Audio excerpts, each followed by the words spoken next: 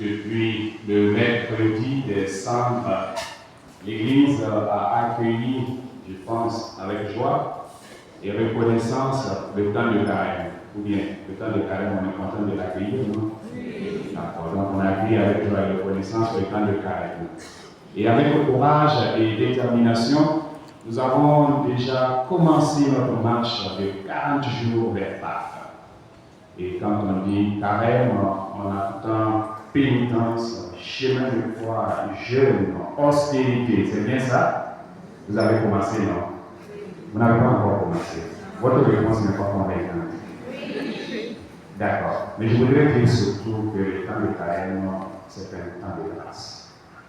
Au-delà de austère, pénitence, voilà, visage triste, sueur de coule, le soleil qui frappe à midi, malgré les chemins de gloire, c'est un temps de grâce. Et ce temps de grâce-là, c'est un temps qui nous est donné pour que nous puissions retrouver notre image d'enfant de Dieu. Que la grâce de Dieu nous accompagne. Amen. Au centre des lectures de ce jour, si vous avez bien remarqué, il s'agit de la profession de foi. Dans la première lecture, le pieux juif, on lui demande qu'est-ce que tu vas dire, c'est sa profession de foi. Et dans la deuxième lecture, Saint Paul aussi nous invite à cette profession de foi en Jésus-Christ.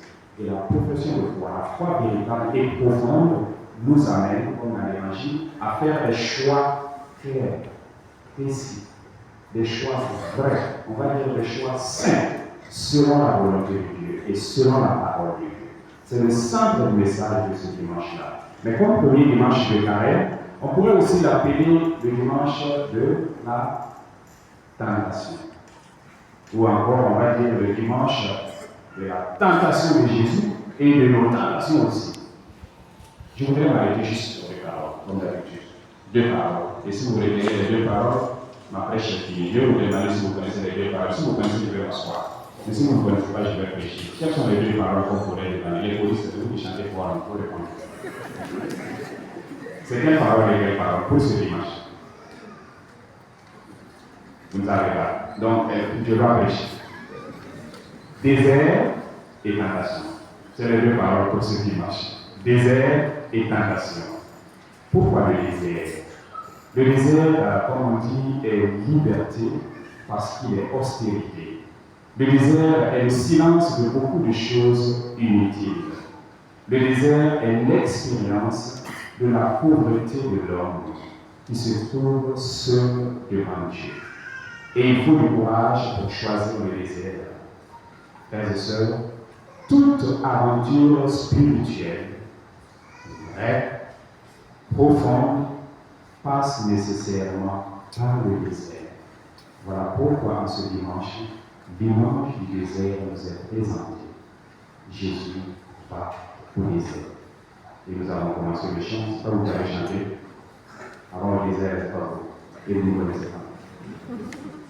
Le désert est l'épreuve de la précarité, le lieu où la réalité est percée par l'apparence, dénudée par l'éphémère et réduite à l'essentiel. Dans le désert, on se retrouve en face d'un ciel magnifique, sans limite, du sable joliment étendu, mais on se retrouve aussi en face de soi-même.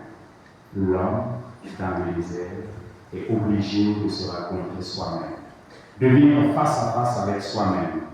C'est ainsi que le désert est à la fois